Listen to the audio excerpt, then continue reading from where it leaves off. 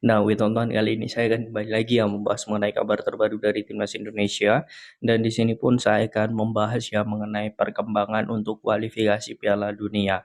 Nah, kita ketahui bahwa Indonesia akan menghadapi Brunei nanti di tanggal 12 yang akan dilaksanakan di Gelora Sriwijaya Jakabaring di Palembang, dan tentu ini akan menjadi persiapan modal bagus menuju Piala Dunia.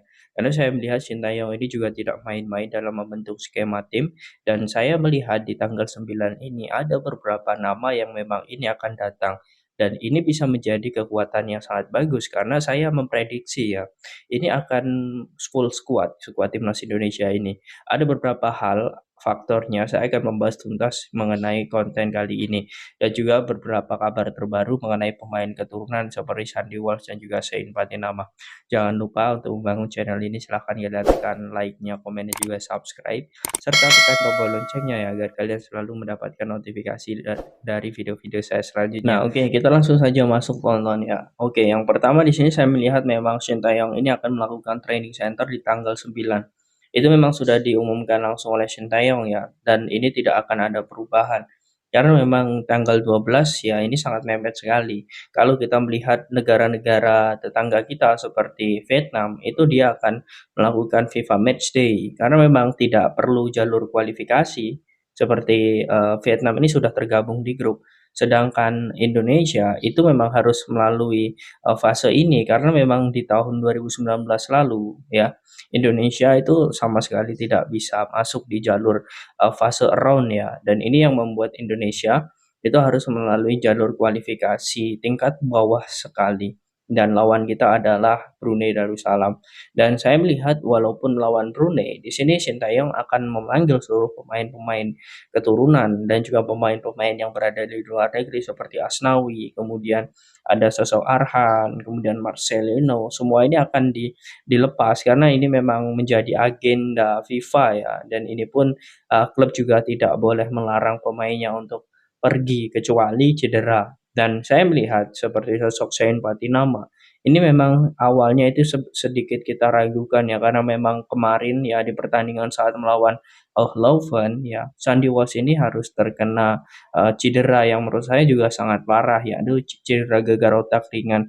Tetapi dengan intensifnya pemulihan yang dilakukan oleh dokter tim dan juga semangat daya juang dari Sandy Walsh, akhirnya kemarin saya melihat Sandy Walsh ini bermain 79 menit saat KF Mechelen berjumpa dengan Royal Anwar. Nah, ini artinya saya melihat kondisi dari Sandy Walsh ini juga on fire.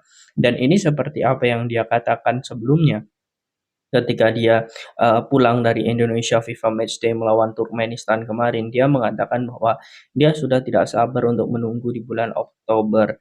Dia memang ingin sekali melihat bagaimana timnas Indonesia bisa memenangkan setiap laga dengan dirinya menjadi starter. Menurut saya Sandy Walsh ini sebagai pemain yang sangat menjadi contoh pemain keturunan yang selalu menjadi contoh bagi pemain-pemain muda. Saya melihatnya seperti ini, ketika dia latihan, kemudian pemanggilan pemain untuk pemain-pemain timnas, dia selalu disiplin untuk datang tepat waktu dan memberikan contoh kepada pemain muda.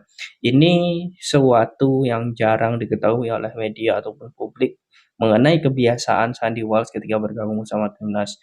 Nah, kemudian selanjutnya di sini saya melihat Sintayong ini juga akan memainkan sosok Shein Patinama. Nah, Shein Patinama ini awalnya memang sedikit diragukan karena memang cedera karena kemarin ketika melawan Turkmenistan dia tidak datang ke Indonesia. Tetapi saya melihat saat ini Shein bersama Viking FK ini sangat luar biasa. Bahkan saat ini Viking FK pun juga berada di puncak klasmen. Artinya dengan selain Patinama yang selalu menjadi starting, ini membuktikan bahwa pemain Indonesia ini bukan pemain sembarangan di tim tersebut. Dan saya melihat dengan kapasitas dirinya yang sedang on fire, ini bisa menjadi kesempatan juga peluang Sintayong untuk segera memanggil dirinya. Artinya saya melihat seperti sosok Shein, kemudian Sandy Walsh, ini akan datang lebih cepat kurang lebih tanggal 8 mungkin mereka sudah mulai terbang ke Indonesia. Dan sekarang menurut saya menjadi tolak ukur yang sangat bagus karena di timnas senior ini kita bukan berbicara mengenai taktik ataupun Sintayong tidak akan berbicara mengenai dasar-dasar sepak bola, tetapi Sintayong akan fokus bagaimana menyatukan dari semua pemain itu agar memiliki chemistry.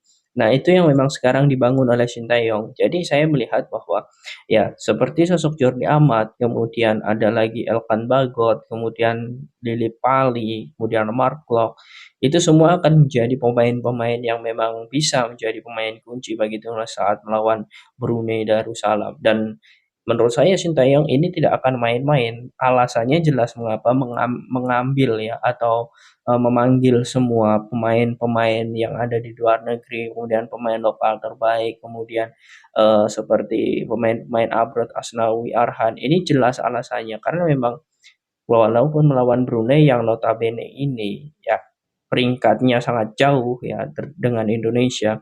Indonesia ini ingin mengumpulkan poin agar nantinya Indonesia bisa naik peringkat lagi. Karena seperti ini teman-teman, kita untuk di bulan Oktober ini memang tidak ada FIFA Matchday, tapi pengganti FIFA Matchday ini ya kualifikasi Piala Dunia ini. Dan menurut saya walaupun Brunei ini ya bisa dianggap kita mudah dalam mengatasinya nanti, tetapi Sintayong pasti akan mengeluarkan semua skuadnya atau memainkan semua skuadnya karena memang targetnya jelas ini mengincar kemenangan, mencetak gol yang banyak agar nantinya itu bisa masuk ranking peringkat FIFA dan terbaru Indonesia berada di 147 ya. Dan kita berharap bahwa apa yang akan dilakukan oleh Sintayong ini bisa menembus nantinya ke 130-an. Karena ketika berbicara tentang peringkat naiknya berapa, saya melihat bahwa peluang Indonesia ketika memenangkan 2 leg melawan Brunei ini bisa masuk ke 134, 132. Bisa juga 130 tergantung dari negara-negara yang akan dihadapi nantinya yang memiliki peringkat di atas 130 itu. Namun yang jelas ini akan menjadi modal bagus. Sintayong saya yakin akan menurunkan pemain-pemain pentingnya dan ini akan menjadi hal yang sangat luar biasa patut kita tunggu. Nah, teman-teman, saya melihat bahwa sebenarnya walaupun ya kita tidak beruji coba melawan negara-negara seperti ya Iran, Uzbekistan ataupun yang lain, tetapi saya melihat sebenarnya ya ini sebenarnya ini asumsi atau opini saya atau analisa analisa saya.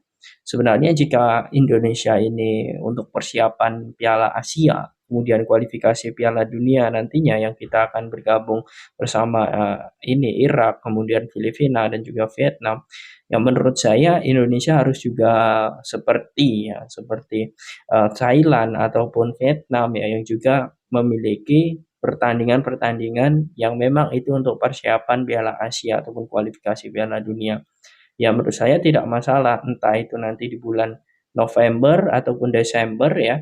Menurut saya Indonesia setidaknya 1 kali lagi atau 2 kali pertandingan untuk melawan tim-tim yang lebih kuat.